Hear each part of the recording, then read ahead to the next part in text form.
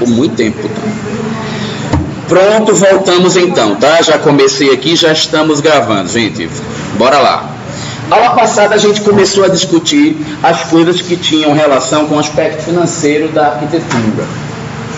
E a gente descobriu que algumas coisas devem ser raciocinadas nos seus custos diretos e nos indiretos, porque a maior parte das decisões que a gente tem na obra ou no projeto, falando na obra ou no projeto, porque tem decisões que a gente toma que elas são tomadas somente durante o planejamento, e tem outras que são tomadas depois que a construção começa, porque você planejou de um jeito, mas não foi possível por algum motivo. Sei lá, caiu um raio na construção, deu uma enchente, ou foi cavar a fundação, descobriu que tinha uma pedra lá, um monolito gigante, não tinha como quebrar para fazer a fundação. Que bom, graças a Deus, que quando tem um monolito de pedra na fundação, ela já vira a fundação. Você não precisa fazer nada, você só constrói a casa em cima dele, né? Mas muda muita coisa. E a gente precisa contemplar que algumas coisas geram outros custos, além do custo dela própria, e que ela também pode ter um custo para ser implantada e outro custo para se cuidar depois. Normalmente, coisas que têm custo alto para se implantar, têm custo baixo para se manter. E coisas que têm custo baixo para se implantar, têm custo alto de se manter. É uma constante, mas existem exceções para essa regra. E eu acho que é com ela que nós arquitetos devemos trabalhar. Porque coisa que ou ela dá trabalho antes ou dá depois é ruim, né? A gente gostaria que as coisas fossem todas sempre mais baratas. Tem algumas que são coringas que servem para tudo, né? Por exemplo, sistema de platimbanda, se ele tiver balanço, ele não vai dar problema nem na parte financeira, nem vai dar problema na parte estética, não vai dar manutenção e vai ser barato de colocar. Então, coisa boa. Eu não sei se eu falei para vocês sobre piso flutuante. Falei na aula passada? Não. Eu acho que eu falei antes e não falei na aula passada. Mas a gente falou sobre porcelanato, né? E a gente já discutiu. Porcelanato tem uma pancada de custo indireto, não falei para vocês? E sai falando tudo que gera quando compra o porcelanato. Mas vocês sabiam que piso flutuante ele só tem um custo? É um. O preço do material está embutido no preço na hora que você compra. E o de aplicar está embutido. E o rodapé? A maioria está embutido. Tem uns que cobram por fora. E se quebrar, ficar errado, se o cara errar, ele vai lá e coloca e bota de novo. E para levar para minha casa, ele leva o produto também. Gente, o piso flutuante, a maioria, você coloca um só e acabou. Mas e aí, qual que é o problema, gente? Porque não tem esse santo, gente. Quando falar assim, sempre, ou nunca, ou jamais, ou toda vez, desconfie. Isso não é arquitetura, é outra ciência, é outra área do conhecimento, porque o nunca ou sempre, ele dificilmente vai existir na arquitetura. São raras situações, tá? O piso flutuante, por exemplo, ele tem uma má indicação. Ele vai ter alto custo de manutenção se o local que você colocar tiver lençol freático alto e for colocado no térreo. Conseguiram captar? Tá, muito bom, mas a minha pergunta, desculpa a ignorância, mas o que é o piso flutuante? Piso flutuante. Você já viu aquele pisinho de madeira?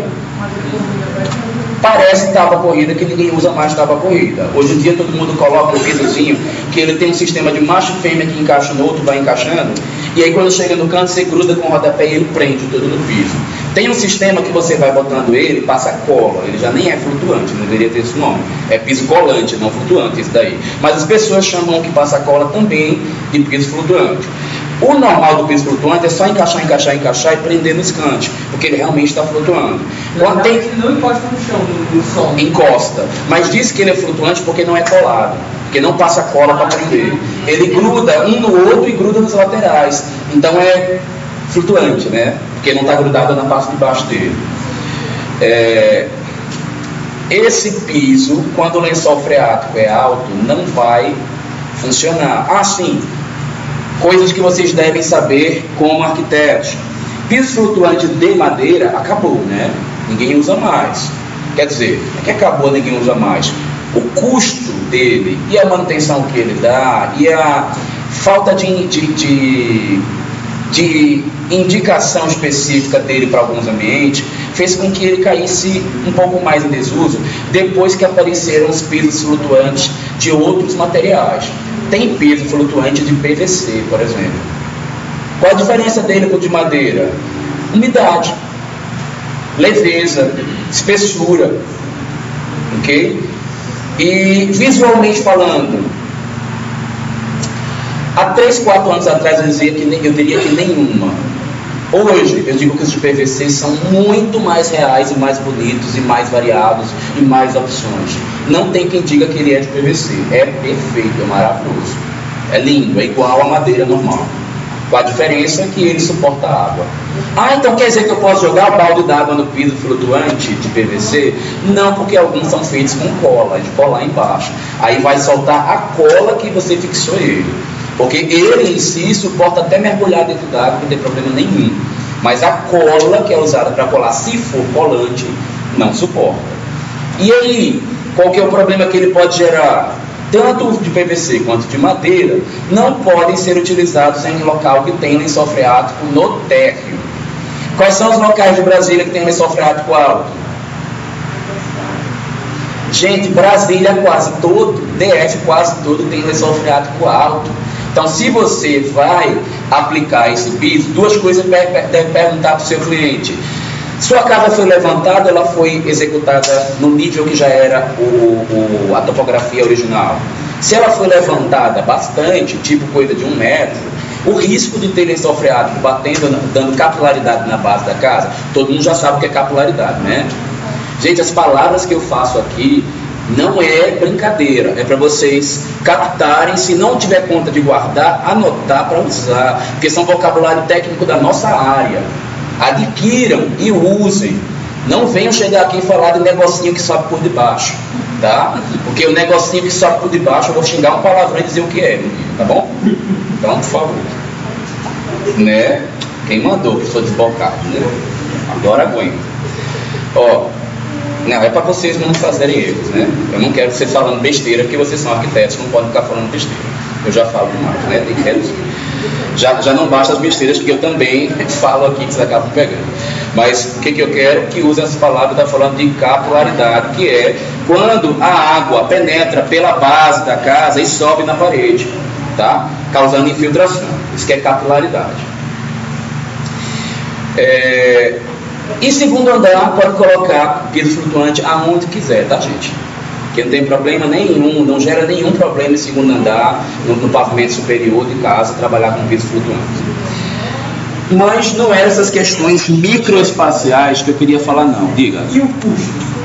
Assim, o custo de investimento, quanto é o metro, por exemplo? Costuma ser 20%, 10 a 20% mais barato que o custo unitário do porcelanato comum. Porcelanato. Quer dizer, e não tem custos indiretos. Vou chutar para você. Se um porcelanato bom de 80, por exemplo, ele custe R$80 o metro quadrado, um piso flutuante vai custar 50, 60. E não tem custos indiretos. Quer dizer, tem alguns que tem, mas a maioria não. Nesse preço já está embutido a instalação dele? Tudo. Tem alguns fabricantes que não tá? Você precisa pesquisar. Já vimos quanto custa cada uma das decisões em termos estruturais, né, em fases de acabamento de obra, o que a gente precisa ter mais cuidado, e nós já vimos que o maior cuidado é com estrutura e com acabamento, que são as coisas mais caras, e nós já vimos o que a cobertura influencia quando a gente está falando de estrutura, né? Raciocínio de estrutura, gente, começa de cima para baixo. Na obra, executa de baixo para cima, mas a gente, quando planeja, joga de cima para baixo o raciocínio. Quem ia falar? No caso, o custo é maior do que o piso flutuante de PVC de madeira? Olha, primeiro o de madeira, de verdade mesmo, não usa mais, mas o de madeira que existia era o de MDB ou MDF, revestido com uma película sintética, que acabava sendo uma coisa meio sintética também, como o PVC, a superfície de cima.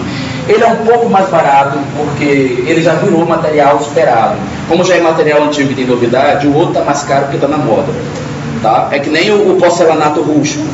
A fabricação do porcelanato rústico e o polido são todos dois tão trabalhosos um quanto o outro. Só que quem lançou a moda foi o polido. E o rústico, ele está no auge, então ele está mais caro. O porcelanato rústico, ele tem uma manutenção muito mais baixa, ele é muito mais viável para uma casa do que um polido. A gente já discutiu isso na aula passada, né? Mas ele também está um pouco mais caro, não muito. O bom arquiteto, ele sabe onde é que tem porcelanato rústico, barato, e ele consegue. Promoção, vai atrás, corre da solução, mistura material. Gente, dificilmente um grande problema da casa é o cliente dizer assim, tem um pouco dinheiro. Normalmente o grande problema da casa é não gosto, não quero, não deixo e não aceito. Isso é um problema. Porque se ele disser assim, tem uma pedra, eu digo, opa, deixa ela subir. É a escultura decorativa do meio da sala. Não vamos quebrar. Você não tem dinheiro para quebrar? Não tem problema. Apoie a estrutura da casa em cima da pedra. E deixa ela aí, vai ficar linda. Dá uns quebrados assim na ponta para aparecer a textura dela. Tanta gente gastando dinheiro com pedra, por que eu vou quebrar essa pedra? Tá boa, tá aí, vamos deixar. Eu já tive um cliente que ele mentiu para mim. E aí ele falou que não tinha, e ele mandou quebrar a pedra. O dinheiro de quebrar a pedra dava para fazer 4, 5 vezes o tipo de construção que ele não deixou fazer na casa dele. Então, normalmente o problema de obra é arquiteto ruim, e aí realmente o cliente passa a não confiar e mente, e briga e não diz direito o que quer, e cliente inseguro, que não confia no arquiteto, então isso gera muito problema de obra. Mas voltando, a gente já viu as questões de influência de cobertura, né? Gente, isso aqui não é um conceito universal, não. Isso é uma visão muito minha. É bom que vocês discutam com os professores o que eles acham. Que, por exemplo, semestre passado tinha um professor que a gente até discutiu esse assunto um dia em sala de aula, porque eu estava instruindo, estava dando aula, ele percebeu e veio conversar comigo e discutir. Mas eu não consigo ter argumentos contra dois orçamentos. Quando eu vou para a obra, vejo um orçamento de um jeito, vejo de outro, mando comparar. A diferença de preço é de 20% a 30%, então eu não consigo ignorar isso. Eu já fiz, não foi só 2 ou 3 orçamentos, já fiz 30, 40 orçamentos comparando essas duas coisas, e sempre a gente tem uma coisa cara aqui e uma barata aqui. Então, vale a minha experiência como uma das que vocês vão aprender e consultar para tirar a referência de vocês. Mas para a prova, vale o que eu estou falando aqui, tá bom?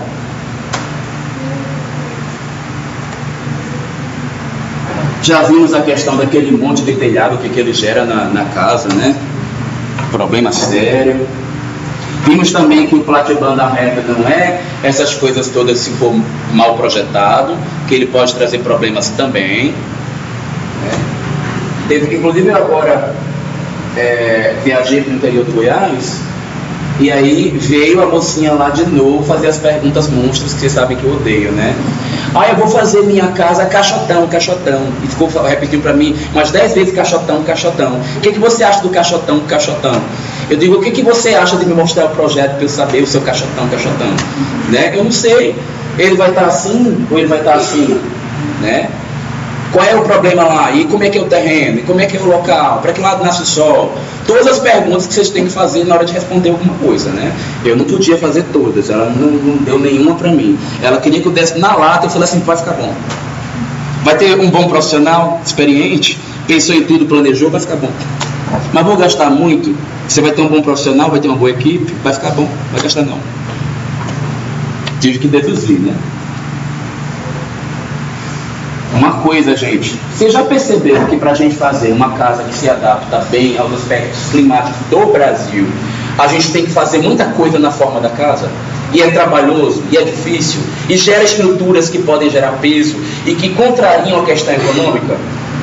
Gente, a parte que mais conflita com o econômico é o climático, não é o plástico. Pensando que vai fazer um material bonito, uma coisa bonita e vai gerar preço? Não é, gente. Qualquer forma pode ser bonita, porque a gente tem pancadas de técnicas que pode cair bem em qualquer uma delas. Você só precisa adequar o contexto.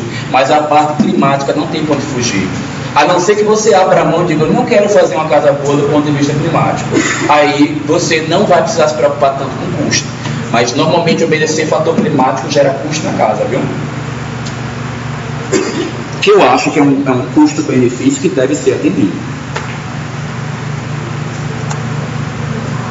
E a gente começou a falar de tecnologias, né? Iniciei falando de concreto alveolar, expliquei o que era. Depois eu falei sobre steel frame, que é um sistema que tem travessas metálicas e fecha com placa de fibrocimento. Gente, também existe o steel wood frame. Não, desculpe. É o wood frame. Confusão, né? Não, mas tem também steel wood frame. Só não usaram isso, não patentearam o nome. Porque o wood frame, você pega essas vigotas e faz de madeira, só que elas são mais grossas. E o pessoal, ao invés de fechar com fibrocimento, fecha com cortiça. É menos resistente e menos durável, tá? Mas é mais barato ainda do que isso aqui, mais rápido. É bacana. E no Brasil é mais fácil de fazer, porque fazer tora de madeira um monte de gente faz. Fazer as travessas metálicas com chapa, poucas pessoas fazem aqui no Brasil. Placa de fibrocimento era difícil, já tem em todo canto. Não precisa dizer para vocês que drywall de gesso acartonado é uma tecnologia super comum, barata, reduz custo e reduz o tempo de obra, né? Hoje em dia ninguém mais faz parede interna com parede comum. Todo mundo faz por fora com alvenaria, taca drywall por dentro. A não ser que algum motivo especial nos leve a um outro tipo de condição. Tá? Isso aqui, gente, que eu botei para vocês, não foram todas as tecnologias de mercado. Já falei para vocês na aula passada. Isso aqui foram 3 exemplos que eu gosto, porque eu já usei esses 2. Esse aqui eu estou querendo fazer na minha casa. Ainda não consegui arrumar a mão de obra. Não fiz ainda porque a mão de obra está difícil. Os caras que vieram alçar para mim deram um preço milionário, aí eu desisti. Mas esses 2 aqui, ó, isso aqui é receita de sucesso, com certeza. Isso aqui eu também considero que seja, mas sabe o que acontece? Todo local existe uma cultura e uma tradição. Se você chegar, por exemplo, no interior do Goiás e falar que vai fazer casa com sistema de platibanda e tal e oferecer isso para as pessoas, ninguém vai comprar a ideia. Por quê? Existe uma tradição lá de telha colonial que o chique é fazer aquilo. Então, você quer fazer uma casinha melhor, faça com aquilo. Porque se você botar uma casa de platibanda, vai dizer o quê? Qual é o telhado? É fibrocimento por cima? Não, aquilo é de pobre, quero não, senhor. Tá doido? Ninguém deixa, não. Então, eu estou falando isso porque eu já fiz, tá? Quando começou a haver a expansão do Valparaíso, um empreendedor me chamou para projetar um condomínio. E eu falei, bora fazer de platibanda. Ele falou, você é doido? Tem rico aqui não, só tem pobre. Eu falei, mas é porque só tem pobre que eu quero reduzir 30% do seu custo. Aí ele, mas é muito bonito, vai assustar as pessoas. Eu falei assim, você quer vender ou você quer fazer igual os outros? Você quer que seja barato? O que você quer? Não, eu quero que as pessoas não se assustem. Eu falei, rapaz, mas tem que assustar positivamente a pessoa comprar. Resultado, ele até não me contratou.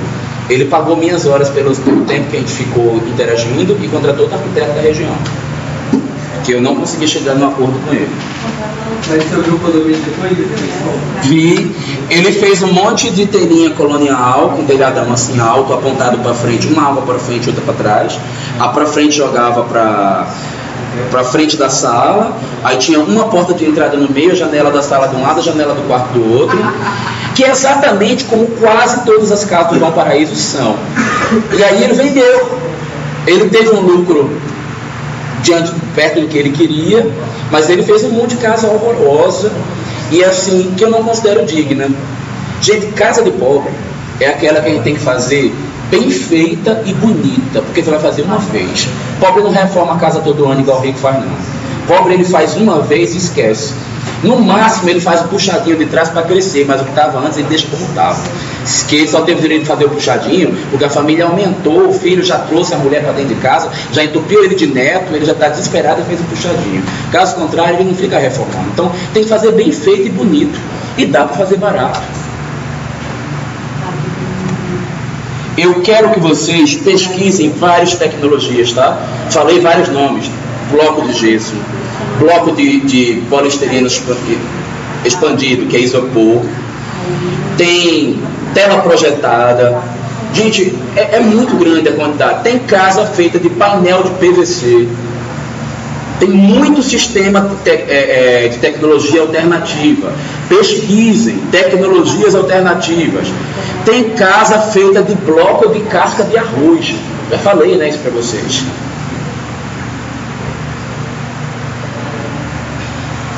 Pesquisem e justifiquem na apresentação da casa de vocês. Vamos aprender agora técnicas macroespaciais, ou seja, coisas que são globais que você faz para conceber a edificação, e quando você muda esse raciocínio e não se atenta para esses detalhes mais gerais, você aumenta o custo da sua casa. Porque isso daí não é um detalhezinho bobo de mudar um acabamento ou escolher uma telha diferente que muda. É a concepção global, inclusive a forma da casa que vocês vão fazer pode gerar custo se você não cuidar desse detalhe. Um dos principais fatores de custo macroespaciais que tem na edificação, a quantidade e o distanciamento de planos. O que é isso? Quando eu começo a fazer uma casa que ela precisa de muitas divisões, uma ao lado da outra, eu começo a fazer uma parede na sequência para vencer uma mesma área. Eu poderia, naquela área que eu estou trabalhando, ter um único vão fechado só com uma parede de um lado e do outro, e de repente eu trabalhei com 4 paredes. Tem sistemas de tecnologia para construção que também na vertical, para fazer a cobertura, você precisa de vários planos, várias coberturas, vários acabamentos até chegar no final. Vou dar exemplo do tratamento convencional. Você chegou, trabalhou com a laje. Embaixo o que você vai fazer? Gesso. Em cima você coloca madeira. Depois você coloca a telha. E por baixo da madeira coloca uma manta. Vocês perceberam que tem um monte de camada aí?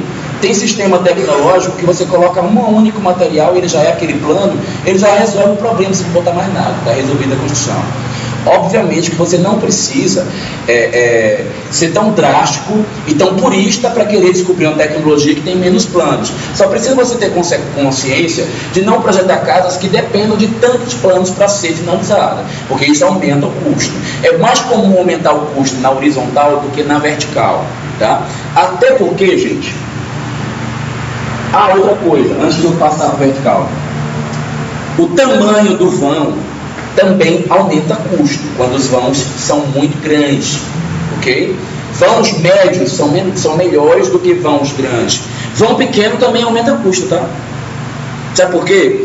Todo vão precisa de estrutura. Então, qual que é a lógica? A gente vai ter a aula de concepção estrutural, vocês vão aprender isso de novo. Aí a gente vai ver lá na prática lá, vou pegar pronto de vocês, vão aprender isso também. A gente vai lançar a estrutura. Se eu pegar e colocar um plano aqui, uma parede, por exemplo, e outra parede aqui, vocês concordam que quando eu for subindo essas paredes, para suportar essa parede, embaixo dela, para aguentar o peso da parede, eu boto o quê? O que bota embaixo de parede, gente, para sustentar peso? Que é qual a parte da estrutura da casa que sustenta o peso da parede? É a viga. Olha lá, ó. Tem viga aí porque tem uma parede aí dividindo uma sala da outra. E lá embaixo tem outra viga para sustentar. Por favor, né? Você tem que estar na ponta da língua de vocês. E se eu pego e faço uma parede muito longe da outra, essa viga que vem daqui até chegar lá, gente, ela vai ser uma viga mais alta. Por ser mais alta e precisar ver se tem um vão mais alto, eu também soco mais ferro nela. E a gente já viu lá naquela tabelinha de proporção, de custo, que a estrutura ela é responsável por aproximadamente 30% da parte da obra, né? Então, se a gente aumenta muito a dimensão da viga, a gente acaba fazendo com que o custo seja alto. Mas olha, não é só fazer o vão muito grande que faz com que o custo seja alto, não. Um vão pequeno também aumenta custo. Putz, aí você fala, mas que merda, não posso fazer nada, não pode nem crescer nem reduzir. Gente, é vão médio. O que é vão médio? Eu vou já dar para vocês uma base do que é um vão médio, que é um vão entre 4 e 6, tá bom? Entre 4 e 6 ele é considerado médio. O ideal, 5. 5 é um vão bom para as coisas. Tudo que está até 3 metros e até 6, até 7, de 3 a 7, não gera grandes aumentos de custo. Abaixo de 3, acima de 7, gente, o custo já vai lá, tá? já começa a extrapolar. Por que o redução de vão também aumenta custo? Pelo seguinte, quando você coloca, eu tenho aqui um quadrado para fechar, tá? Eu poderia ter feito um vão de 5 metros, que é o econômico ideal, né? O vão magno é 5 metros, é o perfeito, porque ele gera menos custo. Aí eu peguei, eu decidi dividir em 2 ambientes menores. Eu vou fazer uma sala de 5, eu fiz 2 salas de 2,5. Só que essas salas de 2,5, eu botei uma parede no meio. Quando eu botei uma parede no meio, não gerou um peso numa viga? Aí eu botei outra viga para sustentar. Quando eu botei outra viga aqui, eu não botei um pilar lá, outro pilar aqui, outro pilar embaixo da viga para sustentar. Esse pilar daqui, esse pilar, esse pilar não tem como mudar a explicação, né? Só sai sacanagem, né? Pilar tá. Não tem jeito. Diga que isso aí também não gesta do centro. Esse pilar. O pilar. Não, assim não é sacanagem, assim dá para explicar, né? O pilar está aqui. Ele vai levar para a fundação carga. E eu não precisava ter um pilar aqui e mais uma fundação. Se eu botasse um vão lá e outro cá, eu eliminaria o custo de mais um pilar e mais uma fundação, que é preço, certo? Então, por isso que fazer vãos pequenos também gera custo de vida. Mas vai ver que tem jeito de fazer os vãos pequenos e não gerar o pilar e não gerar a fundação. Deixa eu chegar na concepção estrutural, que a gente vai estudar isso com calma, tá? É porque hoje não é aula de concepção, é de custo. Então, a gente só vai ver superficial. Me lembrem para não esquecer esse detalhe. Tem gente que fica dizendo, vamos baratear o custo da casa, você fez ela muito alta, com 3. Vamos diminuir 50 centímetros, botar 2,5. Gente, isso é mito. Do mesmo jeito que rebaixar pé direito de casa não necessariamente esquenta a casa, reduzir pé direito também não reduz custo. Sabe por quê? Tijolo é a parte cara da casa. Quando você reduz pé direito, você só reduz tijolo. Porque o ferro para aguentar o peso continua, o concreto continua, a laje continua, o gesso continua, a esquadria continua, tudo continua. A hidráulica, a elétrica, o acabamento reduz um pouco, mas se nesse local não era banheiro, nem o acabamento reduziu. O acabamento reduz muito pouquinho, mas reduz. O que você faz quando você reduz o pé direito, na verdade, é reduzir a possibilidade de trabalho com determinadas instalações e não reduz significativamente um custo. Então, cuidado com... e outra coisa, reduzir metragem quadrada também não quer dizer reduzir custo. Vamos ganhar um orçamento. Os ambientes são os mesmos. A casa está com 250 metros quadrados. Vamos baixar ela para 230, que a gente reduz custo? Gente, pode ser que você esteja aumentando o custo em vez de reduzir, quando reduz a metragem quadrada, quando é pouca. Tá? Você precisa ter um quantitativo muito grande para realmente gerar uma significativa redução de custo. Vamos ver se eu consigo mostrar para vocês. Deixa eu pular essa parte para ir para a parte que eu quero falar. É esse caso. Lei de tamanho, tá? Então é um caso aqui típico, né? O cliente bonitinho, mas ordinário, te pediu para projetar um banheiro e ele falou assim, tá muito caro para fazer esse banheiro, né? Vamos diminuir 10% da área para ver se a gente reduz 10% do custo, como se fosse os 10% assim, aquilo que num banheiro ia fazer assim, poxa, fiquei rico, né? Mas ele quer. Só que o que acontece, gente, quando ele pega e reduz, aí aqui é só uma dedução aqui com valores para vocês entenderem o que ele vai reduzir. Ele vai reduzir o perímetro e vai tirar um monte de coisa. Vai tirar um monte de coisa nenhuma, vai tirar só tijolo. Porque quando ele reduz a metragem, ele manteve o pilar, manteve a estrutura, manteve a cobertura, manteve o vaso, manteve a porta, só tirou o tijolo para ficar menor. O que aconteceu? Ui? Não, está aqui mesmo, é esse que é o resultado. Neste caso aqui específico, ele reduziu 10% do tamanho e só reduziu 5% do custo. Será que pela quantidade de conforto e de aspecto funcional que ele perdeu, compensaria? Precisa sempre colocar na balança. Eu não sei se nesse caso ele compensaria. Vai que ele realmente estava ferrado, não tinha mais nem um centavo. Ele só tinha aquele dinheiro exato, aí tudo bem. Só que eu, de verdade, sabe o que eu faria?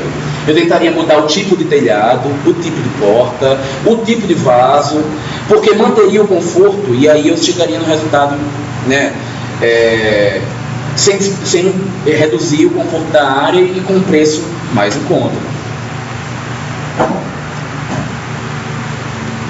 Então, cuidado para não caírem nessa lógica que vocês mesmos agora estão projetando a casa e estão tentando atender a área do programa, né? Gente, não fiquem bitolados. Ele pediu 800 e você se matando para casar 800. Não façam isto. Porque às vezes você fez um quarto maior que aproveitava melhor a modulação estrutural dos pilares. E aí você reduziu o custo de uma fundação. Aumentou a área, mas reduziu o preço. É incrível, né? Para o leigo pode parecer estranho essa lógica, mas é exatamente assim que funciona. Pode ser que você aumente alguma coisa para reduzir o preço. Então, não se bitole com isso. Gente, outra coisa que vocês precisam ter em mente. Um quesito técnico, uma palavra técnica para adicionar no vocabulário de vocês, que se chama compacidade. O que é compacidade? Compacidade é a qualidade da forma arquitetônica de ser compacta, só isso, simples. Não tem explicação nenhuma. Compacidade é ser compacto. E no que isso reflete? Gente, dizem os estudiosos, e aí vocês vão ler o livro do Juan Miró, tá? Que é um cara que fala só de aspecto financeiro. Quer saber? Não, desculpa. Eu falei o nome do artista plástico no lugar dele, porque é um nome espanhol também. Ai, caramba, é outro nome.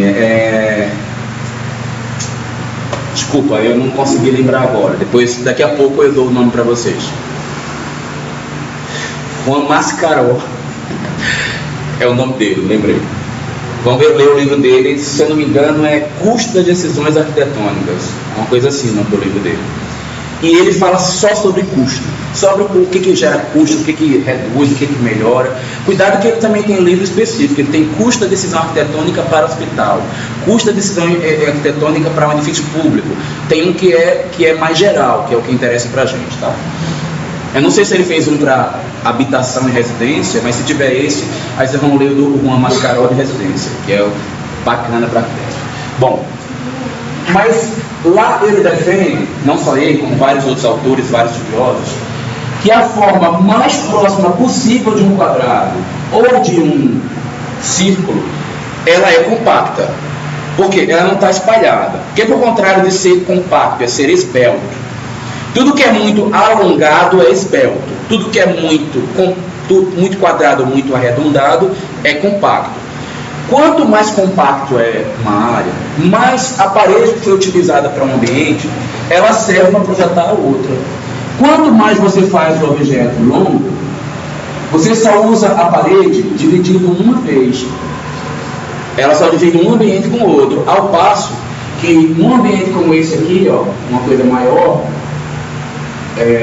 eu posso fazer com que uma vedação, essa daqui, por exemplo, pode estar atendendo, ó, 4 ambientes aqui. Eu fiz uma parede que ela atendeu 4 ambientes. Entenderam a lógica? Por isso que as formas compactas, elas tendem a ter menos paredes. Mas olha outra coisa também. Vou pegar a forma compacta agora e vou fazer ela deixar de ser compacta. 40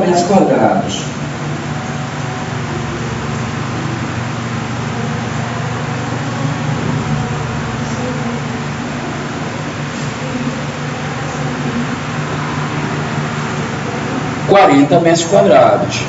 Será que tem a mesma quantidade de perímetro? Olha só a proporção de parede que tem aqui. 1, 2, 3, 4. É o tamanho do meu lápis, né? Agora eu vou somar. 1, só aqui já tem meio. Aqui tem mais meio. 2. Aqui deu 3. E aqui deu 4. Daqui, isso aqui tudinho, mas isso aqui tudinho, mas isso aqui tudinho, mas isso aqui tudinho, mas isso aqui tudinho, mas isso aqui tudinho. É a quantidade de parede que foi adicionada porque eu fiz a forma ficar esbelta. Que seria a mesma coisa quase disso aqui também, ó. Conseguiram captar? Só que a gente não pode também seguir ao pé da letra, fazer com que tudo seja tão compacto. Você tem que evitar que as casas sejam uma tripla corrida estendida, porque isso era muito custo. Agora, um pedaço mais alongado na casa, naquele trecho você pode mudar o sistema tecnológico e reduzir o custo a partir de uma outra técnica ou de um outro princípio. Ok? Então não fiquem loucos porque um pedaço da casa se alongou, não. Porque pode ser que você aumentou o custo, mas você tem uma justificativa ambiental. A melhora da proteção solar, a incidência, a funcionalidade, o acesso, a comunicação com o lazer. Precisa ter fundamentação para o que você está propondo quando você aumenta o custo. Não é errado para um arquiteto aumentar o custo numa parte de edificação. Errado é ele não saber por que ele aumentou. E esse cliente de vocês, ele é assim. Vocês lembram do primeiro dia que eu falei?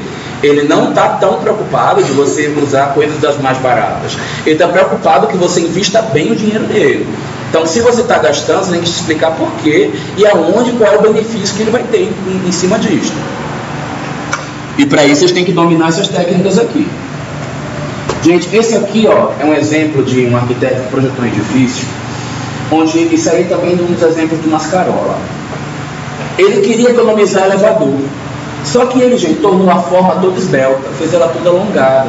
A quantidade de perímetro que ele aumentou aqui de estrutura, de acabamento, de fachada, de esquadria, foi monstra para poder fazer todo mundo se concentrar. Porque ele, dentre as coisas, dessas inclinações, eu deduzo que ele queria também ter uma questão climática. Ele deve ter protegido do sol, e aí inclinado de um jeito que batesse sombra, e aí gerou toda essa situação que vocês estão vendo. Mas o custo dessa bobagemzinha que ele fez aqui foi altíssimo. Porque ele não gastou com o elevador, mas gastou no restante da estrutura dos 4 vãos do prédio todinho.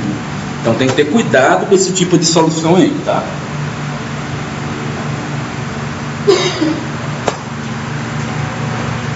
Agora falando de esbeltez e compacidade na microescala.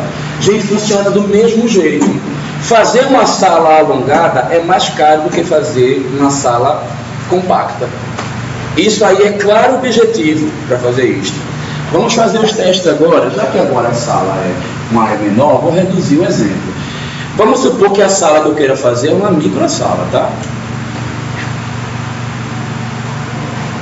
Não, vou fazer uma sala maior, porque é difícil de entender. Vou fazer uma sala comum. Comum, nem é uma sala grande, que é a casa do cliente de vocês. Também não é uma mínima, tem salas menores que isso. É uma sala pequena, mas também não é mínima. 4x4. Aqui eu vou ter, gente, 16 metros quadrados. Eu vou projetar a mesma área de sala, só que com outra proporção.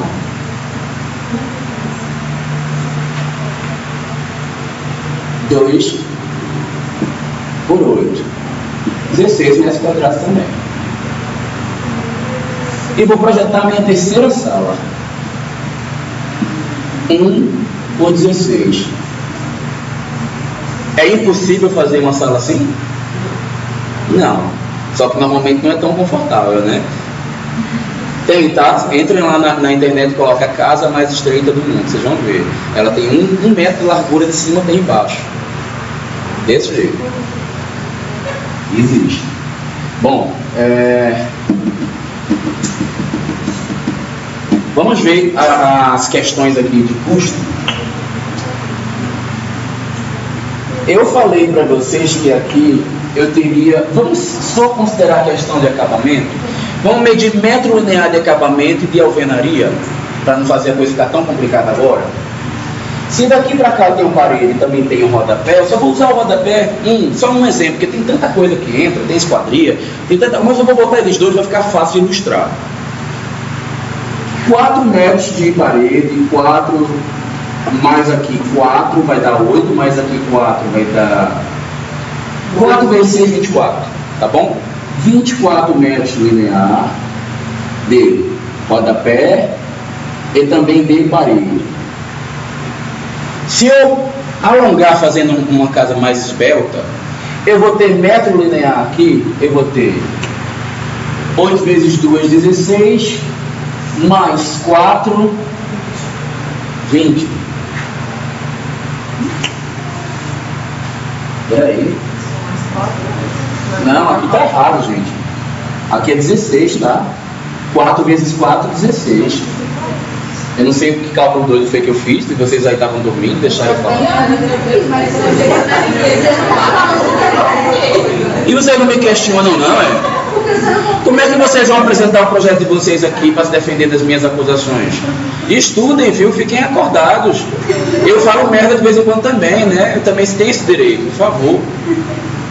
Então, ó, 16 metros quadrados com 16 metros lineares, tá? Já aqui eu tenho 16 metros quadrados com 20 metros lineares, não é isso? Eu gastei, ó, a quantidade que eu já gastei aqui. Gastei 20% a mais aqui, né? Ó, daqui para cá. E olha quando eu tornei super esbólico. 32 com mais 2, 34 metros lineares. Vamos pensar que isso aí não é caro só para acabamento. Vamos pensar que a estrutura, que não são as duas coisas mais importantes para a gente pensar. Eu peguei uma coisinha do acabamento e agora vou pegar da estrutura. Vocês não concordam que em cada uma das extremidades aqui tem que ter viga e tem que ter pilar? 4 pilares com 4 vigas. Agora eu vou fazer aqui um pilar em cada extremidade. Gente, 8 metros é um bom vão estrutural? Aí você tem duas consequências. Ou você pega o ferro e o concreto daqui e reforça, aumentando o seu gasto, ou você chega aqui e reduz o vão, para evitar o risco de fissura e evitar alturas muito grandes que tornem os ambientes não muito funcionais, tá? Na viga. E coloca mais um pilar e mais uma fundação em cada lugar. Acrescentou ferro, concreto e acrescentou 2 pilares e 2 fundações. Aqui você tem as 2 extremidades. Se aqui não dava somente com essa quantidade, aqui no anterior, imagine aqui que agora é 16. Gente, eu vou quadruplicar a estrutura. Vocês entenderam então por que Esbeltez faz a casa ficar cara? É por coisa boba como essa, é um raciocínio super simples. Tanto faz, você pega 2 coisas da cara, casa, o acabamento e a estrutura, e vai ver na prática que realmente gera um resultado ampliado no custo. Deixa eu saber até onde eu vou. Hoje não dá mais, né? Ai, que pena, não queria gastar a aula que vem com esse conteúdo ainda. Também está revisando isso, né? Não tem economia nenhuma. Vai dar certinho a aula que vem para acabar. Tá? Que agora sobrou quase nada, tem poucos aspectos. Está começando a esquentar o assunto. Nós estamos economizando os pilares. Fundação. Então vamos parar aqui e a gente continua a aula que vem.